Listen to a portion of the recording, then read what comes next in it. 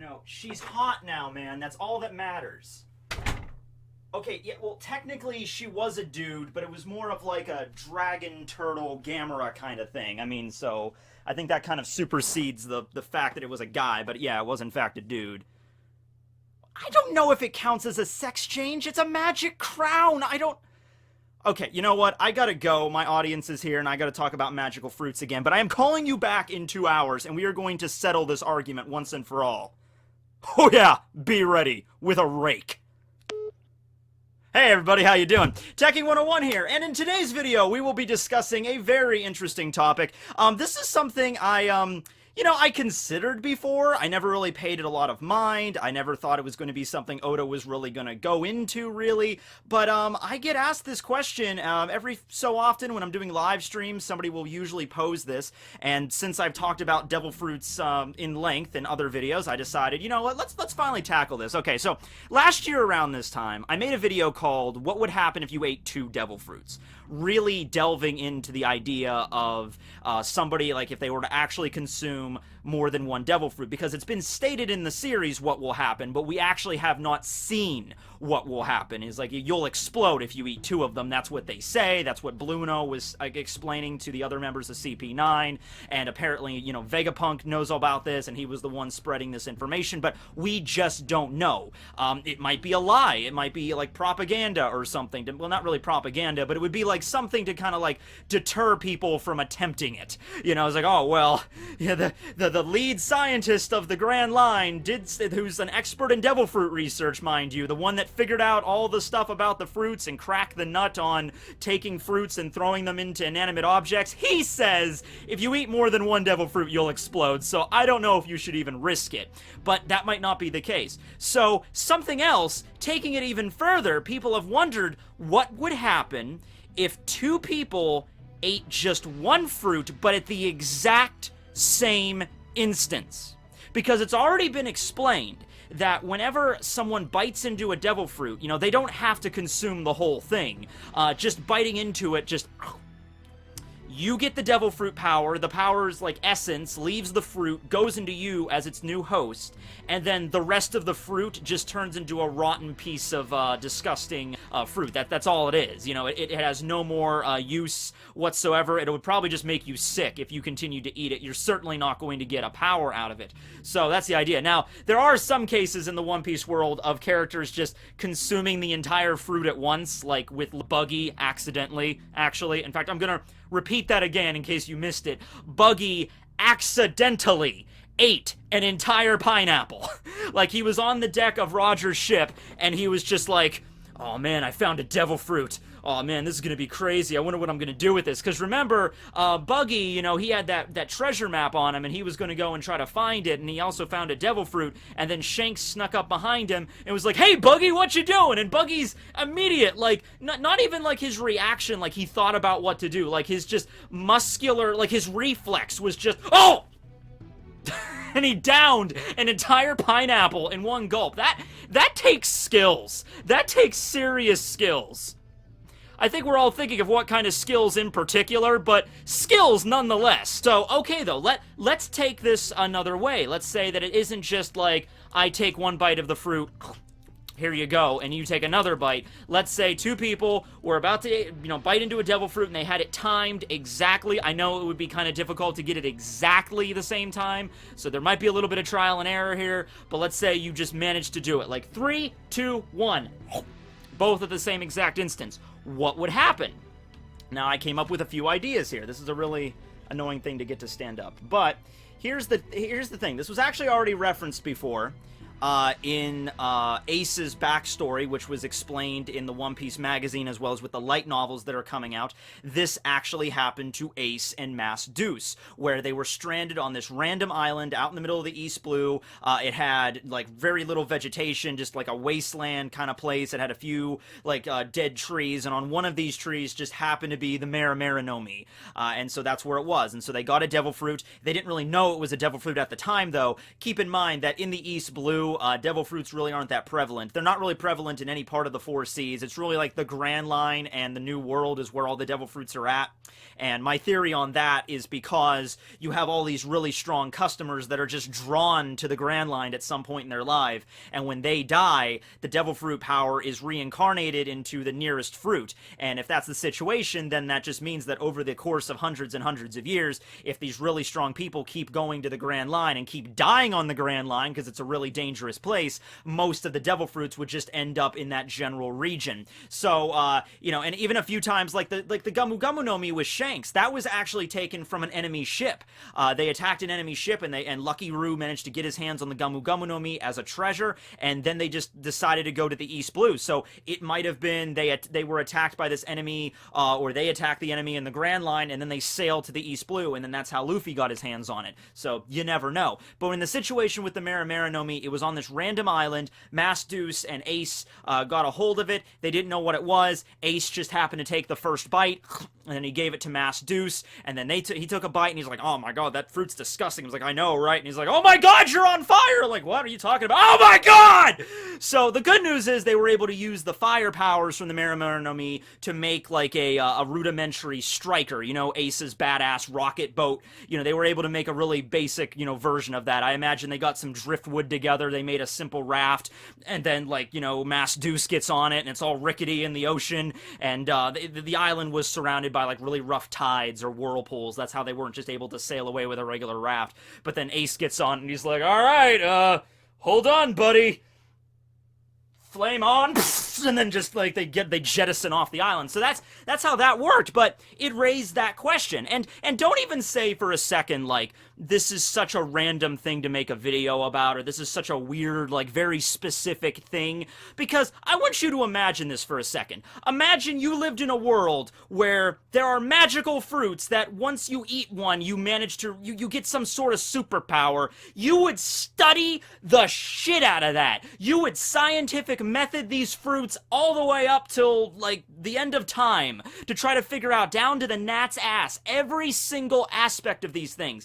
That's what I like about what Oda's doing with Vegapunk. Vegapunk is a scientist that pretty much devoted most of his life to studying devil fruits, and it's stated that he actually figured out what they are. I mean, imagine all the different tests you would have. You get your hands on a devil fruit, be like, alright, what happens if we set a devil fruit on fire? What happens if we just physically destroy the fruit? What happens then? You would perform tests to see all this stuff. Another big question about devil fruits is when a devil fruit user dies and the essence leaves their body, does it go into the nearest fruit, or does it go into a very specific fruit? Like when Smiley died on Punk Hazard, it was reincarnated into the nearest apple. But maybe just because that's the way the axolotl fruit always looks, or axolotl, I think it's pronounced correctly, the axolotl fruit just happens to always reincarnate into the nearest apple. So if it was a banana or something, it wouldn't go into the banana, it would always be an apple. Or is it just any fruit that's close by? See, these are the tests that probably Vegapunk performs like every day to try to figure out exactly how it works. And this is definitely a test I could see Vegapunk performing. He would just be like up there in his laboratory like, alright, this is Devil Fruit Test 36B. We're going to be taking this fruit, and we're going to lay it in the center here. He'll have, like, a little thing he sets it on, and, like, two people on opposite side, and just be like, alright, at the exact count of 3, 3, 2, 1, and then you bite into it. Alright, so let's finally get into the options that we have here, okay? Option number 1, no one gets the power.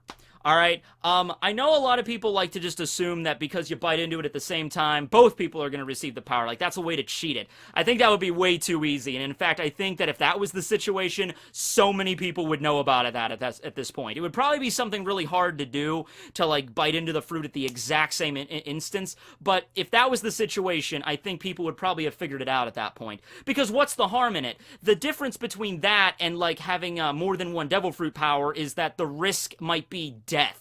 You know, like, oh, if you eat more than one fruit, you could just die. Your body would explode. But when it comes to that, it's like, well, there's no risk involved. Like, let's say Ace and Deuce were to consume the Maramara no Mi, like, if they were to try to bite it at the same time, the worst thing that'll happen is, you know, just one of them wouldn't get the power. there's really no risk involved there. So that's my one theory, that the fruit still stays a devil fruit. The essence of the power is still in there. It's just that because two people bit into it at the same time, it just didn't leave, because the fruit is, the power is incapable of like splitting itself. I wrote down here one of the options is that both get it, but I wrote it at like the very bottom of the page because I really don't think that's the case. I don't think it's the situation where the power would just like split and duplicate itself and then go into both bodies.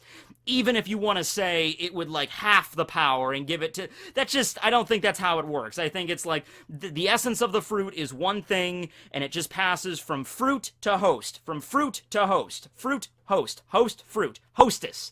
That's how it works, and you can't really do anything about that. You can't like split the essence in half and like divvy it up to different people. So I would assume like if you bite into the fruit at the same time, the most prominent option is that no one would get it. And the next person that bites into it, the third person, would receive the power. So the next one is a little bit of an interesting concept. Someone actually threw this out there as a theory. The theory is that maybe in that situation, it is decided on who is the strongest person, or who has the greater willpower, or something along that means would get it.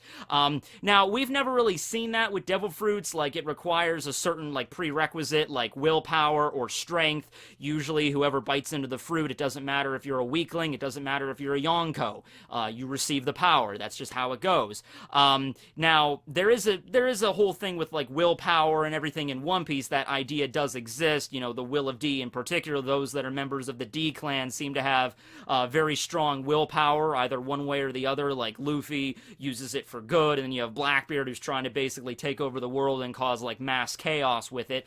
But they all have that kind of idea. It's just when involving devil fruits, it's really never been that relevant. But hey, since it already kind of exists, I mean, if that's the situation, like if Deuce and Ace were to bite into it at the same time, and Ace had the stronger willpower because he had like the will of D or something, and the fruit's power chose him, that's kind of adding a whole different level of like sentience to the fruits. Like the fruits have like a will of their own in a sense, and they choose who they can belong to. That's kind of going a little bit more metaphysical to it than I really like. But hey, I mean, it's an idea, right? And it's anime after all. It's like the one, the power chose you, young Ace, to receive the burning passion of the Mera Mera no Mi. Like, not exactly something that I would prefer, but hey, I guess it's a possibility. This is one that I like, and it's completely random. I would take that more than I would take, just the stronger willpower getting it. So in this situation, two people bite into it, and it's like literally a coin flip. Or, hey, let's throw out the idea of more than one person, or more than two people eating the fruit. Because some of the devil fruits get rather large, like the pineapple, or like Kaku's banana. Like, Kaku's giraffe fruit literally had, like, 3 bananas in one fruit. So, what? You can, like, break off 3 different bananas and give them to 3 different people and just be like, okay, everybody, 3, 2, 1. Or if you take a fruit like the Oppie Oppie no Mi and you can kind of, like, set it on something and be like, okay, everybody, let's have, like 1, 2, 3, 4, 5, 6, like 6 people all at once. Like, 1, 2, 3. And at that point, it's just a roll of a dice. Whoever number 4 gets it. Like, yes! I know biting onto the ass end of the fruit was good luck. I got the powers of the Oppie Oppie no Mi. This one I like. I like this one a lot. This might actually be my favorite. The essence just moves to another fruit. Because you figure, if the fruit's, like, host body has been compromised in some way. So it would be like the same thing if, like, the fruit was destroyed. Like, you can physically destroy a devil fruit. You can take the Oppie Oppie no Mi and throw it into a blast furnace or something, and the fruit would just get... But, it would just be the host of the fruit gets destroyed. The essence of the fruit would just... move to a new fruit. As in the situation with Mother Caramel, to have a little bit more of a cannibalistic sort of example, when Mother Caramel was consumed by Big Mom, which is most definitely what happened. She had the Soul no Mi into her. Big Mom ate her. or I guess she was just Charlotte Linlin at that point. She was only 6 years old, not really a big mom yet, but Charlotte Linlin ate Mother Caramel. Her body was destroyed in the process, but the essence of the fruit was already in a new host, which was Linlin. So that's how it worked there. So I like to think in that situation, like if two people bit into the Oppi Oppi no Mi, or to both ends of Kaku's banana, or whatever it was, the fruit's body, it would just be destroyed or damaged to the point where it could no longer hold the essence, and the essence would just leave. It wouldn't go into either person. It would just find a new fruit host. That's the one that I consider there. But you know what? I am really seriously expecting, because Oda understands how much we love devil fruits, and it's been a mystery of One Piece. He's managed to keep it that way for over 20 years. 20 years later, and there are still so many things about devil fruits that we just don't know. He gives us kind of like a breadcrumb trail of clues, eventually leading up to the whole like reincarnation cycle thing. That was the big part about devil fruits we learned from the Dressrosa arc and all that stuff. But when it comes to exactly where devil fruits originated from, like how many are there, what happens if you eat 2 of them definitively, what happens if you bite into one at the same time, all that stuff. Vegapunk, I get, or even how they're taken out of the fruits and thrown into an inanimate object. Is there a limit with the inanimate objects? Because every time we get put into an inanimate object, it's like, okay, here's a gun, or here's a sword. All right, well, like, is there a limit? Like, what about, like, an envelope? Or a piece of paper? Can you take the essence of a devil fruit and put it into a piece of paper? Does the object have to be a certain size? A certain mass? Or, does it have to have a function? I don't know. I have no idea. How would it work? When we finally get to meet Vegapunk, I am totally expecting him to lay out all of this. Maybe not every single last thing at once, but like, I don't know if like the Straw Hats are going to meet Vegapunk, or if the Revolutionaries are working with Vegapunk and he's going to be there, but there's going to be a point in One Piece where Vegapunk is introduced properly, and he's like, welcome to my laboratory, Admiral Fujitora, Admiral Green Bull, allow me to show you all the stuff I'm working on. And maybe somebody in their entourage will just casually mention, hey, Dr. Vegapunk, I've always wondered, how do you put a devil fruit into an inanimate object? And be like, oh, I'm so glad you asked, random Marine. All right, well, here's how the whole process works. And then that's how we, the readers, actually learn about it. Like, there's a whole chapter where he explains how this shit works. It wouldn't be like a big thing. It wouldn't be like a huge moment, but I can imagine him mentioning like offhand. He's like, oh, that's also, like when you eat 2 devil fruits, you explode. That's also the same reason you can't eat 2, you can't, eat at the same time, because maybe you'll explode if 2 people try to eat it at the same time, or maybe the fruit will be ruined, or it's just a random beneficiary of the power. Like, all you gotta do is just throw that into one random speech bubble that Vegapunk just spews out, and then pip pip cheerio, Bob's your uncle. That's all I needed to know, right? But, yeah, it is really fascinating, because you have to look at it in a real-world kind of setting, and that's kind of what I've always done with these videos, a lot of people, like, whenever I put out the Explain series of the Devil Fruits, I haven't really done one of those in a while, but I'll get back into it at some point. I did all the really weird ones at first, and then after that I was just kind of like, well, there's really not that many left that are really strange. But, some people have asked, like, why do you go so into detail? Like it's anime, it's manga, it's this fictional world, who cares that, going into Gear Third using the Gumu Gumu no Mi, it doesn't adhere to modern biology. I was like, that's the fun of it for me. It's fun to analyze this, and like, if this actually existed, how would it maybe operate? Like, how much of this has to be fiction? Like, some of it maybe might exist, modern physics and science and stuff, depending. Like, the skeletal structure thing with Gear Third is, that's beyond biology, because your bones aren't connected. But it's interesting to think about this kind of stuff, really. So, if these things really existed in our world, if just we woke up tomorrow and devil fruits were all over, like, random trees all over the world, that would be a really successful marketing campaign for One Piece. Like, the new One Piece movie or something, just have people all over the world throw out random devil fruits in like city streets and stuff. That'd be so cool, right? Like things like this, like fake ones. That would be so cool. As opposed to real ones. Yeah, the government, the Japanese government R&D division, led by Oda himself, creates actual devil fruits, only 10 of them, and just scatters them all over the world. Sure, okay. All in just marketing the new One Piece movie coming out in 2019. I actually don't know when the new one's coming out. But, yeah, like, if that was the situation, there would be scientists, they would be running tests of this, they would analyze this down to the atomic level, like, to try to figure out every last detail to the point where they weren't even mystical anymore. They weren't even magical or anything. It was just like, it's pure hard science at that point. Think about it from this perspective. Think about all the things in our world that was viewed in a mystical or divine way until we finally cracked the nut on that and it no longer was magic. Like, do you know how for many thousands of years that humankind just did not understand how rain worked? It's like, it's one of the most simple things now. Like, it's called the water cycle. You learn it when you're in like first or second grade.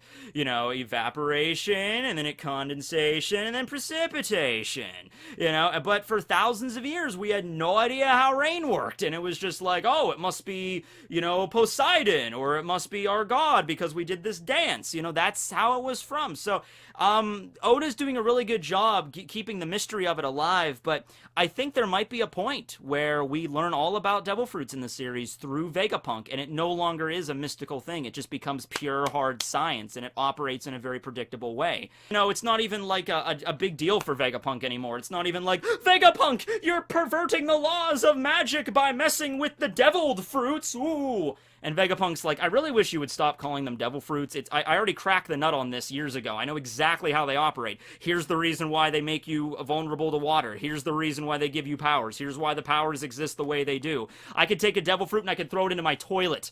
You know, I could do that now. I'm Vegapunk. So, yeah, that'll probably get to a point at some point in the series. But anyway, thanks for watching, everybody. Let me know your thoughts below on what happens if two people bite into the same fruit. I was originally just going to title this video, Two People, One Fruit, or Two Guys, One Fruit, and just throw, like, Ace and Mass Deuce in the thumbnail, like, yeah, okay. Does anyone remember that? The Two Girls, One Cup thing? That was, like, the first, like, viral shock video that was out on the internet, probably in like the 2008, 2009. Yeah, don't look it up, please, dear God, do not look it up. But speaking of internet sensations, I have to call this guy back because he just does not understand the glory of Bowsette, and I need to explain to him in this. I have like it's not here. I have like this 10-step, multifaceted, like, layout for why Bowsette is best girl. So I'm gonna go do that now. Thank you for watching, everybody. Tekking, signing out. Yeah, it's me. Alright, look. So, number one, she's